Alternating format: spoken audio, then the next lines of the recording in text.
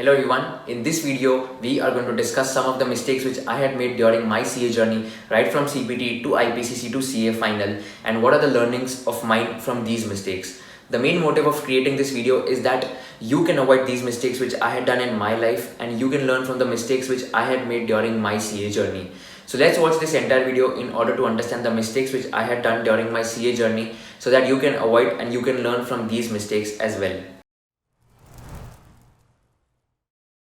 So the first and the foremost mistake according to me is that I did not opt industrial training. This is the biggest mistake which I think I have done in my CA journey, because I realize the importance of industrial training now when I apply for a job in any company, be it in an industry or be it in any big four. You know, all these companies like Aditya Birla Group, ITC, Marico, HUL, BCG, McKinsey, and all these dream companies where we want to work in, they prefer candidates who have done industrial training from any company. So the reason why they prefer industrial training is that we want to apply job in an industry, and if we have come from a background working in an industry, then it'll be easier for us to get selected and shortlisted, because the company would know that I have already survived the corporate culture and I have already worked in an industry.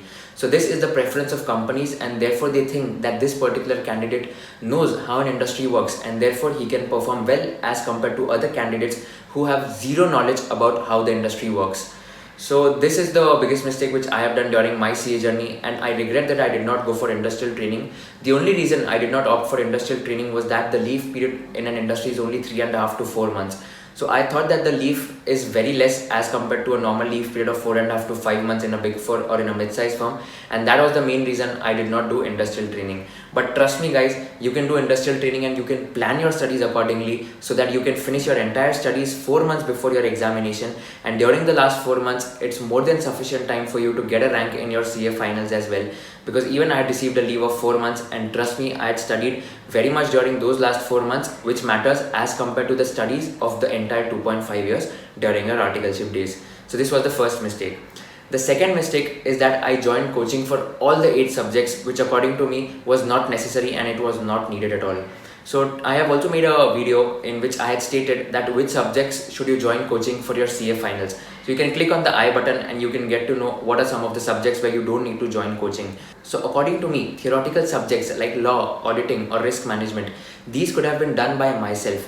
And trust me, if I would have done these subjects by myself, I would have had scored the same marks even if I had not joined any classes. So going to classes just makes me feel that okay, I have read this particular topic from the classes, so I have read it once at least in the classes. But to be honest, reading does not happen in class, you are just listening. And listening is not effective as compared to reading. Reading is more effective than listening, because while you are reading, at the same time you are reiterating that thought in your mind, and listening happens parallelly while reading. So reading is better and efficient as compared to listening, and I always believe in reading rather than listening. So during my leave period also, I did not listen to any revision lecture, and I only focused on reading the study material and the reference books, which I've already shared through my other YouTube videos as well.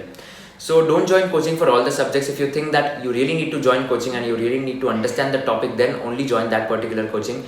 Otherwise you can do by yourself, and trust me, you'll get the same marks as compared to a candidate who has done coaching from an institution for theoretical subjects at least. This was the second mistake. Speaking about my third mistake, the third mistake was that I did my BCom through a correspondence course, which was external. So I sincerely advise all of you to join a college for regular BCom, because that also matters a lot if you want to seek job in the future.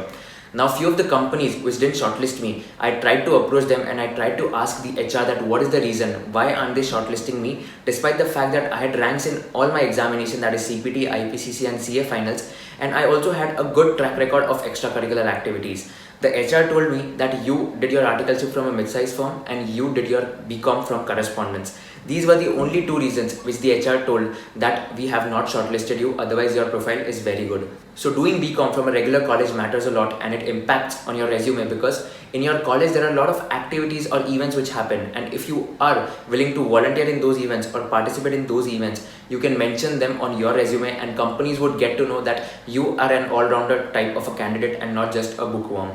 So that matters a lot, and companies prefer candidate who is not only good in academics but also good in extracurricular activities, which can be demonstrated if you're doing BCom from a regular college, if you participate in all the events and help organize all the events in your college. So this was the third mistake which I had done during my CA journey. The next one, and the important mistake which I had done, was that I was very panicked during my taxation paper. Now trust me, this is the mistake which you should avoid, and this is very very difficult to avoid because every human being gets tensed or nervous before going in an examination.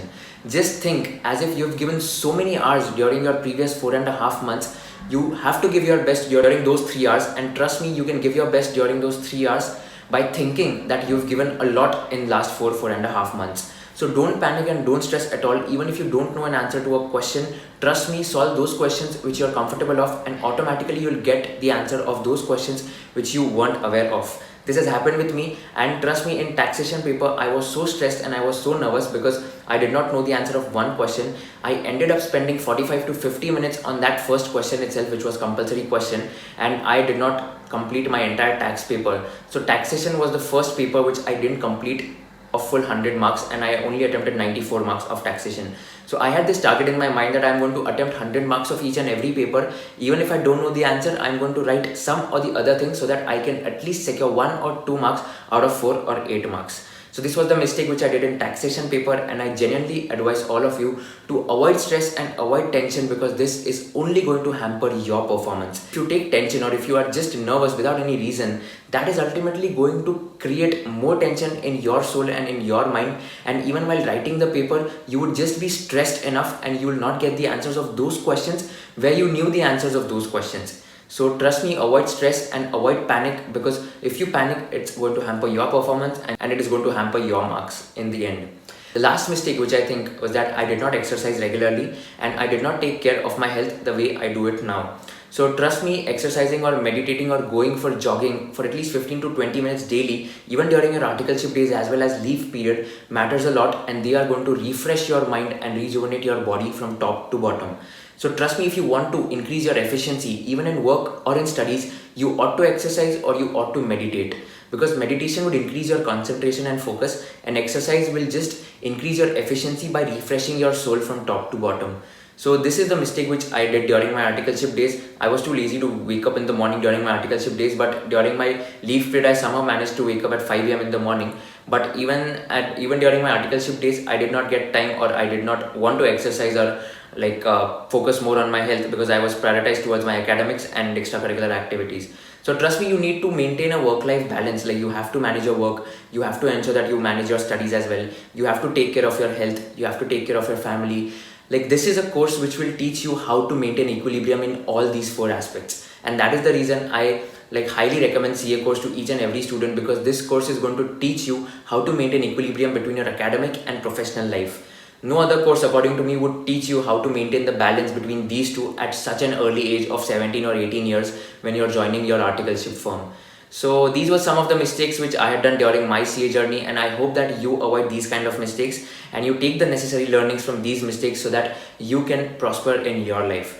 So I hope this video was useful for all of you. If you do like this video, share it with all your friends and subscribe to my channel so that I can create more videos for all of you. Thank you so much for watching this video. See you in the next video.